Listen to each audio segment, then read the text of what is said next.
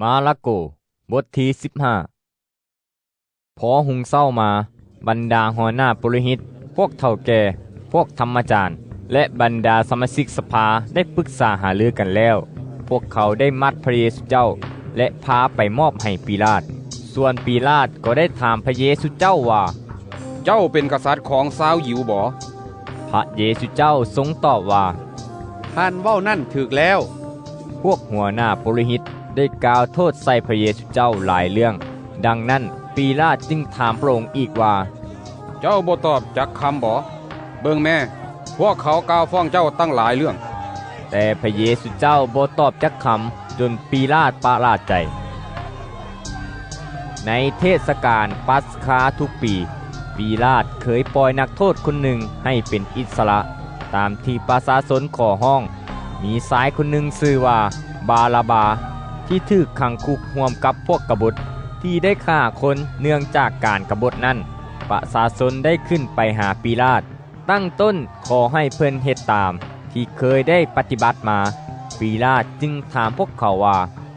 พวกท่านอยากให้ปล่อยกษัตริย์ของชาวยิวแก่พวกท่านบ่ปีลาตรู้ดีว่า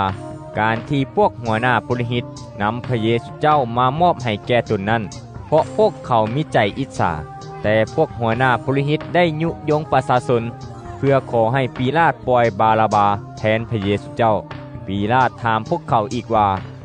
ถ้าดังนั้นพวกท่านอยากให้เฮาเฮ็ดอย่างไรกับผู้ที่พวกท่านเอิ้นว่ากษัตริย์ของชาติยิวพวกเขาห้องตอบขึ้นว่าขึงมันไว้ที่ไม้กางแขนปีลาตจึงถามพวกเขาว่าเป็นหยังจึงขึงผู้นี้ได้เฮ็ดผิดหยังแต่พวกเขาสัมผัสห้องแหงยิ่งขึ้นว่าขึงมันไว้ที่ไม้กางแขนปีลาตต้องการเอาใจประชาชนเพิ่นจึงปล่อยบาราบาให้พวกเขาเมื่อเพิ่นได้สั่งให้เขาเขียนพระเยซูเจ้าแล้วก็มอบลงให้ถูกขึงไว้ที่ไม้กางแขนพวกทหารได้นำพระเยซูเจ้าเข้าไปในเดินบ้านของผู้ปกครองแล้วก็เอื้อนกองทัพทหารมาเต้าโฮมกันในที่นั้นพวกเขาได้เอาเสื้อสีม่วงมานุ่งให้พระองค์เอาเครือนามทักเป็นโค้งแทนมงกุฎมาซุบใส่หัวของพระองค์แล้วพวกเขาก็ตั้งต้นคำนับแบบเยาะเย้ยพระองค์โดยกล่าวว่ากษัตริย์แห่งชาติยิวเอ๋ยจงทรงพระเจริญเถิดพวกเขาใส่ไม้อ้อตีหัวพระองค์ทุ่มน้ำลายใส่หน้าพระองค์และคุกเข่าคาบลงทำทาคำนับพระองค์เมื่อเยาะเย้ยพระองค์สมใจแล้วพวกเขาจึงแก้เสื้อคลุมสีม่วงออกและเอาเครื่องนุ่งของพระองค์มานุ่งให้คืนแล้วนำพระองค์ออกไปเพื่อขึงไว้ที่ไม้กางแขนเมื่อไปตามทางนั้นพวกเขาได้พบชายคนหนึ่งชื่อว่าซีโมนไทกีเลเน่เป็นพ่อของอเล็กซานเดอร์และลูโฟลาวกำลังมาแต่บ้านนอกผ่านไปทางนั้นและพวกเขาได้บังคับลาวให้แบกไม้กางแขนของพระเยซูเจ้าพวกเขาได้พาพระเยซูเจ้าไปยังบ่อนหนึ่งที่คนเอิ้นว่าโคละโคทาซึ่งแปลว่าบ่อนกะโหลกหัวในที่นั้นพวกเขาได้เอาเหล้าองุ่นปนกับเครื่องยาชนิดหนึ่งให้พระเยซูเจ้าดื่มแต่พระองค์บ่ยอมดื่มเมื่อพวกเขาได้ขึงพระองค์ใส่ไม้กางแขนไว้แล้วพวกเขาก็เอาเครื่องนุ่งของพระองค์มาจกสลากแบ่งปันกันเพื่อจะฮู้ว่าผู้ใดจะได้ผืนใดเมื่อพวกเขาขึงพระองค์ที่ไม้กางแขนนั้นแม้นเวลา9 โมงเช้าแผ่นป้ายที่เขาเขียนข้อกล่าวหาเพื่อลงโทษพระองค์นั้นมีข้อความว่ากษัตริย์ของชาติยิวพวกเขายังได้ขึงโจร2 คนไว้พร้อมกับพระองค์เบื้องขวาคนหนึ่งและเบื้องซ้ายคนหนึ่งต้องสำเร็จตามพระคัมภีร์ที่เขียนไว้ว่าเพิ่นถูกนับเข้ากับฆาตกรแล้วประชาชนที่ผ่านไปมาต่างก็เว้าหมิ่นประมาทดูถูกพระเยซูเจ้าและสั่นหัวโดยกล่าวว่าเฮ้ยเจ้าผู้มางพระวิหารและสร้างขึ้นใหม่ใน3 วันจงช่วยตนเองให้พ้นแม้จงลงมาจากไม้กางแขนสาในทำนองเดียวกันพวกหัวหน้าปุโรหิตกับพวกธรรมจารย์ก็ได้พากันเยาะเย้ยพระองค์ในระหว่างพวกเขาเองเหมือนกันโดยเว้าว่า มันช่วยผู้อื่นให้พ้นได้แต่ช่วยตนเองบ่ได้ขอให้ประคิดกษัตริย์ของชาติอิสราเอลลงมาจากไม้กางแขนเดี๋ยวนี้เถาะ เพื่อพวกเขาจะได้เห็นและได้เชื่อ ส่วนสองคนนั้นผู้ที่ถูกขึงไว้ที่ไม้กางเขนพร้อมกับพระเยซูเจ้าก็เว้าหมิ่นประมาทพระองค์เหมือนกัน เมื่อถึงเวลาเที่ยงทั่วแผ่นดินก็บังเกิดความมืดจนถึงบ่าย3 โมงพอถึงบ่าย3 โมงพระเยซูเจ้าก็ห้องด้วยเสียงอันดังว่า เอโลอีเอโลอีแลมาสบักธานี ซึ่งแปลว่า พระเจ้าของข้าน้อยพระเจ้าของข้าน้อยเอ่ยด้วยเหตุใดพระองค์จึงปะทิ่มข้าน้อยเสีย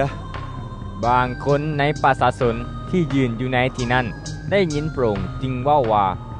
เบิ่งแม่มันห้องหาเอลียา มีคนหนึ่งในพวกเขาแล่นไปเอาฟองน้ำจุ่มเหล้าองุ่นส้มและเสียบใส่ปลายไม้อ้อ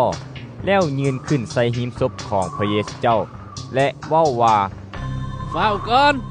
ถ้าเบิ่งเอลียาจะมาสวยมันลงจากไม้กางแขนหรือบ่ เมื่อพระเยซูเจ้าห้องเสียงดังแล้วก็สิ้นลมหายใจในขณะนั้นผ้ากั้งในพระวิหารได้จีกออกเป็น2 ตอนตั้งแต่ถึงฮอดหลุมนายทหารผู้ที่ยืนต่อหน้าพระเยซูเจ้าได้เห็นพระองค์ตายไปอย่างใดลาวจึงเว้าว่า จริงแท้แล้วท่านผู้นี้เป็นบุตรของพระเจ้า ในที่นั้นมีพวกแม่หญิงบางคนที่คอยเบิงอยู่ห่างๆในพวกเขานั้นมีมารีไทมักดาลามารีแม่ของยาโกโบผู้น้องและของโยเซกับนางซาโลเมหญิงเหล่านี้ได้ติดตามและบวรบัตพระเยซูเจ้าเมื่อพระองค์ยังอยู่ในแขวงคาลิเลและก็ยังมีหญิงคนอื่นอีกหลายคนที่ได้ขึ้นไปนครเยรูซาเล็มกับพระองค์ก็อยู่ที่นั่นเหมือนกันเมื่อถึงเวลาค่ำแล้วเนื่องจากว่าวันนั้นเป็นวันจัดเตรียมหมายความว่าเป็นวันก่อนถึงวันสะบาโตโยเซฟไทอาลีมาทายเพิ่นเป็นสมาชิกสภาสูงสุดที่มีเกียรติคนหนึ่งเพิ่นเป็นผู้ที่คองคอยท่าการมาปรากฏแห่งอาณาจักรของพระเจ้าเพิ่นกล้าเข้าไปพบปีลาตเพื่อขอประสบของพระเยซูเจ้าแต่ปีลาตปะลาดใจลายที่ได้ยินว่าพระองค์ได้ตายแล้วฉะนั้นเพิ่นจึงเอิ้นนายทหารเข้ามาหาและถามว่าพระองค์ตายดนนานปานใดแล้วหลังจากได้รับคำตอบจากนายทหารแล้วเพิ่นก็อนุญาตให้โยเซฟเอาพระศพของพระเยซูเจ้าไปโยเซฟได้ซื้อผ้าปาน